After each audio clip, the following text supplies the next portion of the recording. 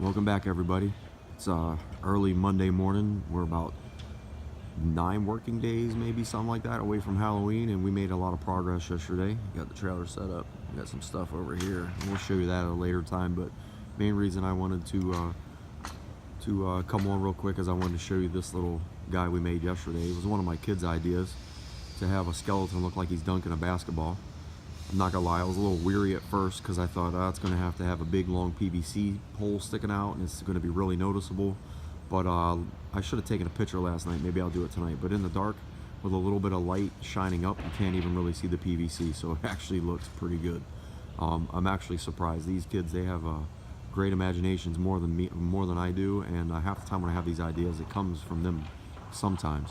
So this guy's going to be part of the playground that we're going to have. We're going to have like a creepy little playground. If you look at this little 4x4, there's a 4x4 right there, and on top has a wiper motor. That's going to get worked on. That's actually going to be a swing. I just bought a speed controller for it, a prop controller, I guess you would call it, and I just bought that to slow it down because it's really fast. But that's going to be next. But this is going to be the first part of the playground. The playground's not going to be that big. It's going to be from the basketball hoop to the trailer. That's all going to be roped off right there, or fenced off, so that way people know that they're not going to come. They're not going to exit that way. They're going to exit the way they entered. So some of the stuff you're going to need, well, all the stuff that you're going to need is going to be a basketball hoop, a skeleton, some PVC pipe. I used 1 inch just because I had it available.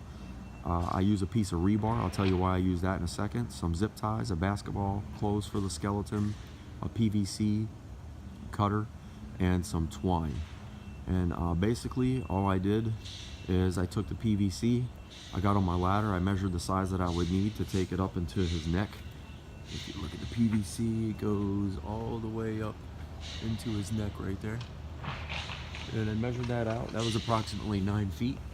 This is an adjustable hoop. So I painted it black. That's what took most of the time. If I didn't have to paint this thing, or if it came black, I would have had this done in under 30 minutes.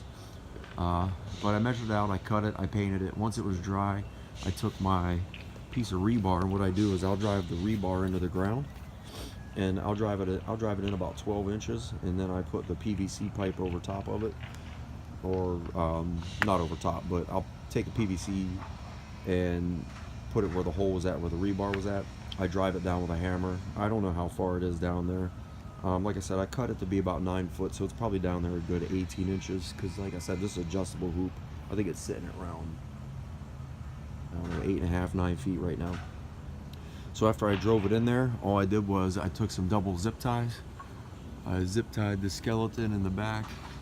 You can kind of see it right there. I zip tied them in 2 spots, one on the bottom of the spine, one on top. You can see where that one's at. And once I zip tied him, then I just zip tied his hands to the hoop. There's one there. And there's one there. I still have to cut the zip ties. So I zip tied him to the hoop, and believe it or not, he's actually pretty sturdy. He's not going anywhere. So and I just posed him the way that I wanted him. He's got the Jordan jersey on, so I got him doing the whole bend at the knees like Jordan did from the foul line. That's what I wanted to do. And then the basketball, to suspend it there, all I did was I wrapped it in some twine, and then once I wrapped it, tied it in a knot, I just tied it to the rim itself. And it wants to flop around in there, but because I got the net over it, it kind of stays stationary, so it's pretty good. Like I said, with the lights out at night, you can't really tell that PVC pipe's there. And there's going to be so much going on in the backyard that the last thing they're going to think about is this PVC pipe holding the skeleton up. I don't think they're going to see it at all. So I'm pretty impressed with this build. It's something spur of the moment. Some of the best things that I've ever made. 1 comes from my kids' ideas, and 2 comes from spur of the moment. The ones that I use a lot of time to plan for, it takes me a long time to figure out, and I'm doing sketches and everything to try to figure it out. They're usually the ones that don't come out too well because my patience runs thin or my wallet runs thin, and then I just make do with what I have, and sometimes it's not as creative. And this was very simple. I already had everything on hand. It literally cost me nothing except for the skeleton I bought 2 years ago. So if you're looking to do anything like a playground setting, this is something that's real simple, especially if you already have the supplies. And if not, hopefully some of this tutorial maybe inspired you. I wish I would have done like a time elapse yesterday, but yesterday was just crazy. We were doing so much stuff. So, like I said, I hope this helps out.